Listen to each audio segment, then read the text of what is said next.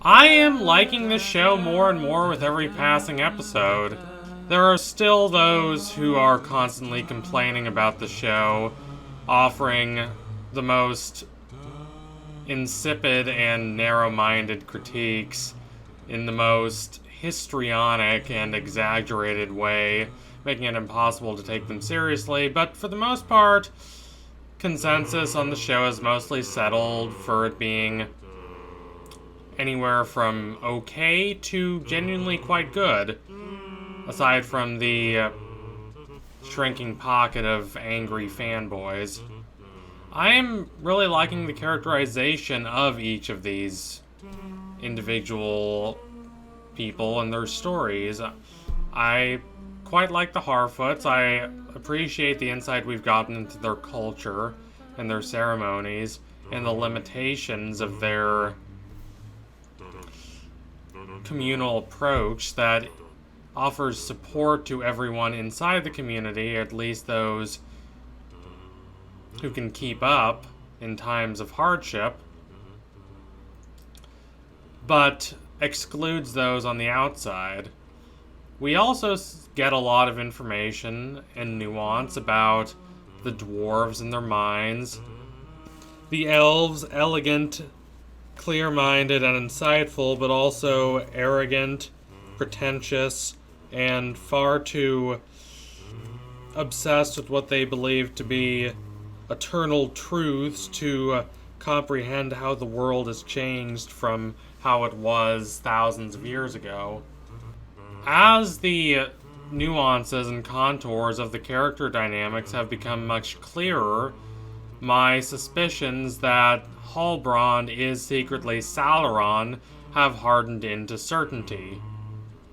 Of course, there's always the possibility that the show is misleading us about Halbrand, and he is going to turn out to be a completely innocuous figure, or perhaps he'll be someone who's lured in by Sauron but is not Sauron himself. But based on the information the show has provided thus far, I believe it's fair to say that the show is wanting us to think at this point that he is Sauron, or at least that he could be.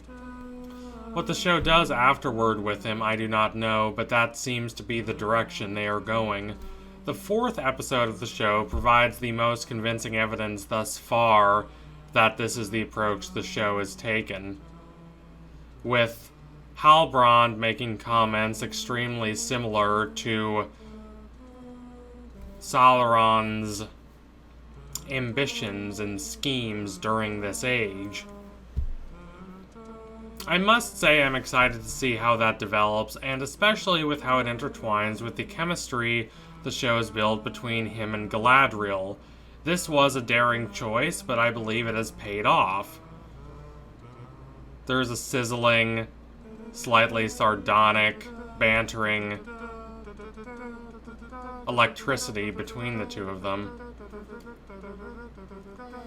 These interactions are sharp, they're nuanced, and there's a lot of room for this bond to grow, and of course, if Halbrand is Sauron, for it to eventually crack and disintegrate, leaving Galadriel with the lack of confidence in her ambitions and all her thoughts about the world and herself that leads her to gradually change from the impulsive and headstrong person she is at the start of the show to the sagacious and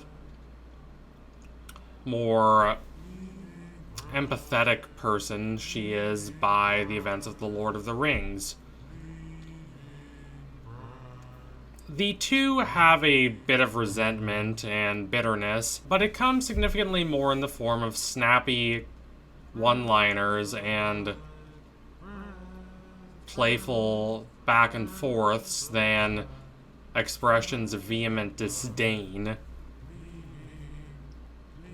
Halbrand seems to appreciate her company, as elitist as she can seem, and though she is too proud to admit that she enjoys having him around at this point, I think the show implies that she does, at least compared to how she interacts with other characters in the show, elves and humans. He's a rogue. He's a bit of a scoundrel. He's always cooking up a wild scheme. And Galadriel, burdened by her duties and her responsibilities, loathes him a bit for that, but she also finds him a little charming. The two of them are stuck in a situation where their fates are tied together, and as they've spent more time in each other's company, more nuances in their relationship have evolved, and the show seems prepared to have them become even closer as the show goes on.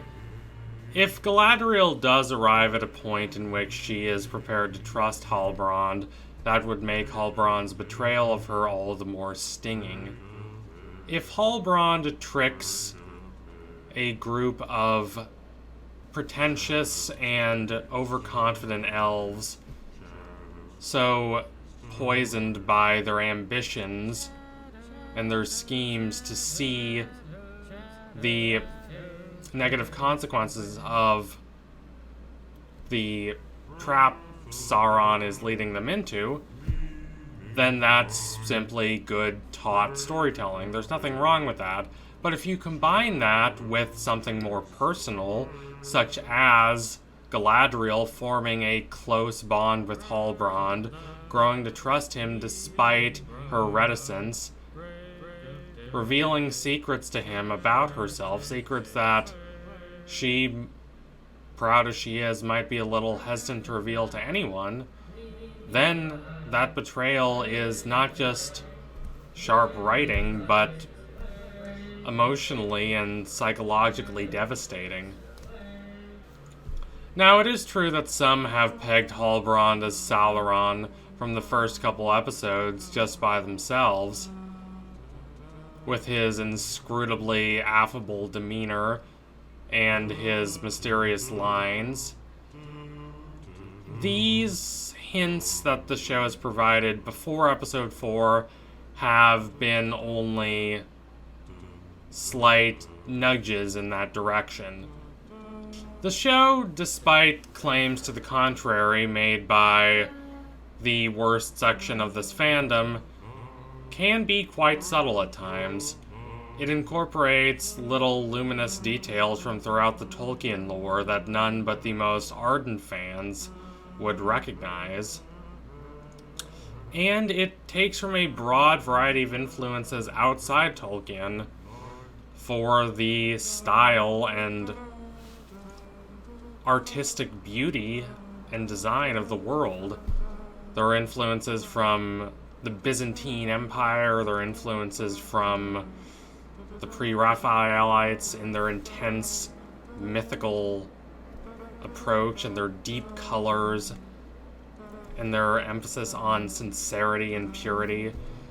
And there are a few hints of Art Nouveau pioneer Gustav Klimt here with his exaggerated, opulent, yet somehow also spiritual and mythically resonant designs of gold and jewels, and a general emphasis on excess and extravagance and a freedom from the mundane and utilitarian.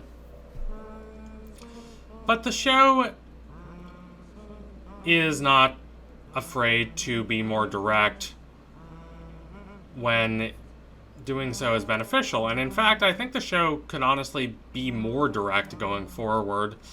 We're about halfway in, and the show, while not meandering necessarily, would certainly benefit from a bit of narrative cohesion. A bit of the show making it clear where they're going and what the immediate conflicts are. So I like that we have these scenes with Halbrand talking about how if you help someone become the master over an object of their desire and affection, an object that they deeply valorize to an unhealthy extent, then you, in turn, can gain power over them. This is exactly what Sauron does with the rings. The elves are so obsessed with their abstract, idealistic notions of harmony and affluence and power, that they allow themselves to be fooled by the cunning, silver-tongued Sauron.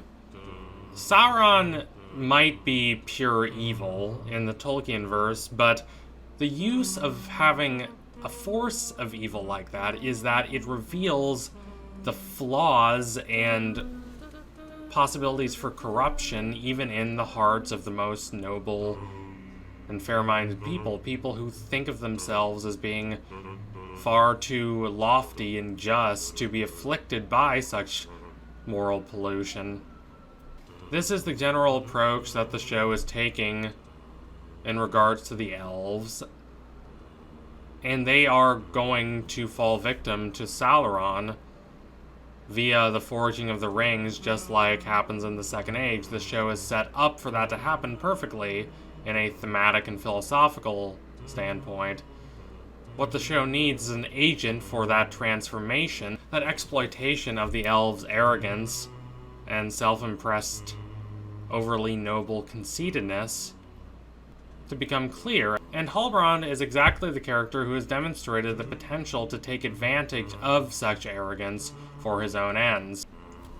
The show has thrown off the parallels to Sauron to an extent by emphasizing a lot of parallels between Halbrand and a different character, that of course being Aragorn.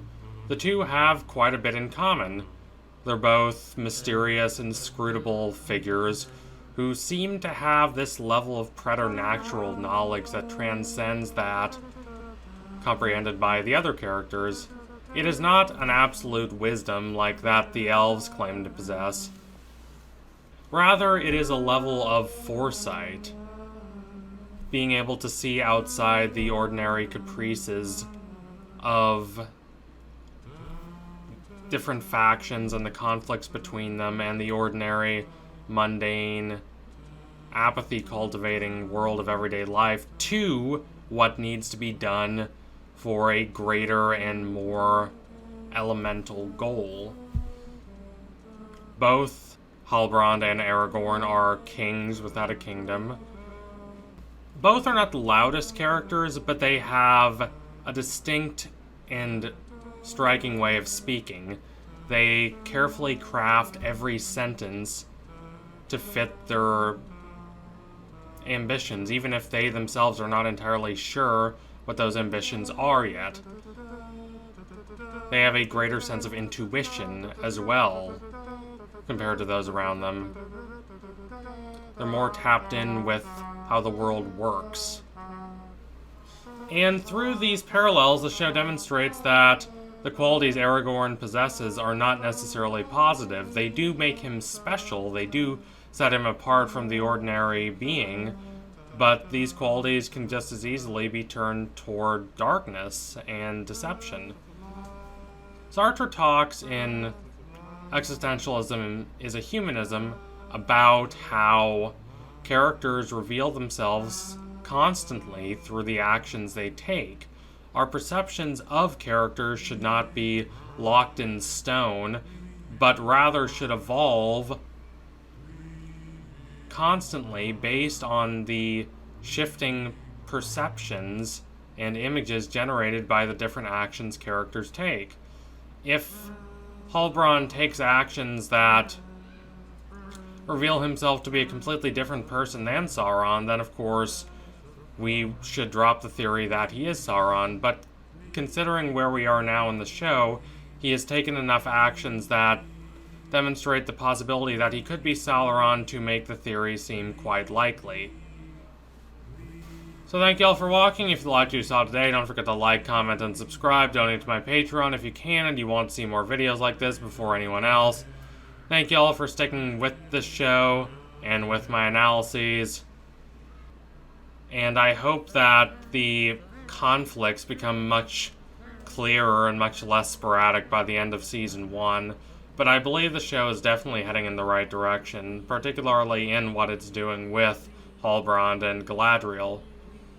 Anyway, tune in soon for my next analysis. It will be coming soon. Promise you that. Thank you all again. Adios, comrades.